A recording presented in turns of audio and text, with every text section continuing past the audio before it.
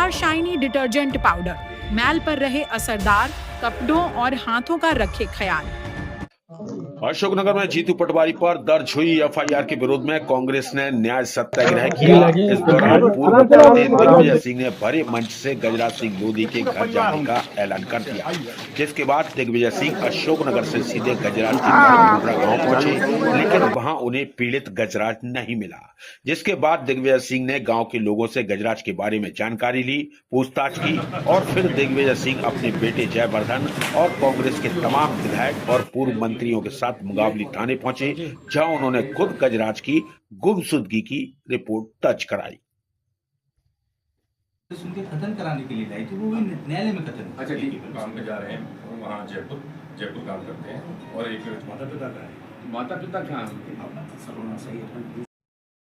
जो वहां के बालकों ने, युवाओं ने बयान दिए, उसमें साफ था कि राशन कार्ड की पर्ची के बाद मुद्दे पर उनका विवाद हुआ सरपंच पति के साथ, मारपीट हुई, गर्म पानी उनके ऊपर डाला गया और वो लोग वहां से रोते हुए आए कि हमको गंदगी खिला दी।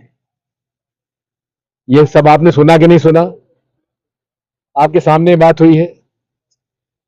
उसके बाद वो लोग थाने में आए, थाने में नहीं सुनी गई। फिर 200 लोगों का डेलीगेशन गया, फिर थाने वालों ने नहीं सुनी।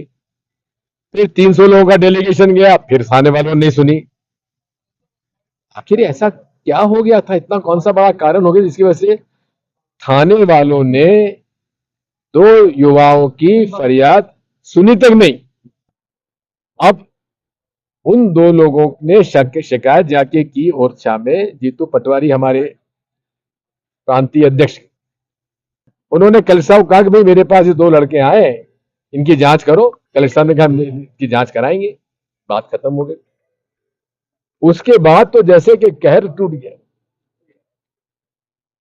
इतनी परेशान हो गई पुलिस कि उनको दोनों लड़कों को उठा लाई। अब कह रहे हैं उसके 164 में बयान करा दिए। ठीक है, 164 के बयान करा दिए, अब है कहां वो लड़के? उनके माता पिता कहां पर है? अब आप बताइए, आपने खुद ने देखा है, गाय बन उसका बछड़ा मर गया, 3-4 दिन से लगातार भूखी प्यासी बैठी हुई। क्या है हो गई? और पुलिस, आपको नहीं बताया कि साहब 2-2, 3-3 पुलिस, महिला पुलिस उनके घर में सोई। जब वो महिला, उसकी माँ चली गई तो उनको कहा कि तुमको उठा के अब ले जाके तुमने कैसे निकलवा दिया? ये पुलिस का आतंक क्यों है भाई? क्या कारण है? और ये मैं तो कहता हूँ टीआई साहब का साहस कि खुद फरियादी बन गए, खुद फरियादी। किसके खिलाफ? कि भूतपूर्व मंत्री और हमारा प्रदेश कांग्रेस कमेटी के अध्यक्ष के खिलाफ। क्या निकालना भाई उसकी फरियादी के एफआईआर क्या क्या हुई है? आपके व्हाट्सएप पे था वो जी।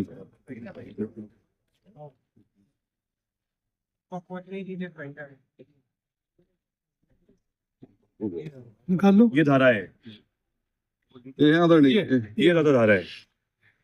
अब धाराएं क्या है?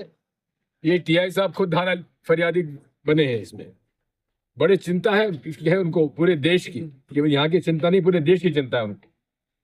विभिन्न समूहों के बीच दुश्मनी को बढ़ावा देने से संबंधित, मतलब 2 समूह में दुश्मनी बढ़ाने का प्रयास जीतू पटवारी ने किया। यह धारा धर्म, जाति, नस्ल, भाषा या क्षेत्र के आधार पर, वाह। दूसरी धारा 197(1)(c) राष्ट्रीय एकता और अखंडता को नुकसान पहुंचाने वाले कृत्यों से संबंधित है। राष्ट्र की एकता और अखंडता पर प्रहार कर दिया था जीतू पटवारी ने। ये टीआई साहब इस बात को महसूस करते हैं। फिर धारा 229(2) के अनुसार यदि कोई व्यक्ति जानबूझकर किसी न्यायिक प्रक्रिया मतलब जुडिशियल, पुलिस का काम जो है ये इन्वेस्टिगेशन का है, जुडिशियल नहीं है। लेकिन यह है कि जो व्यक्ति किसी न्यायिक कार्रवाई के बाहर झूठा साक्ष्य देता है या गढ़ता है। उन्होंने क्या साक्ष्य दिया? उसने तो कहा नहीं था मैं मौजूद था, वो तो वहां कोई विटनेस थे नहीं, लेकिन उनको कहा कि आपने साक्ष्य दिया या गढ़ता है। 237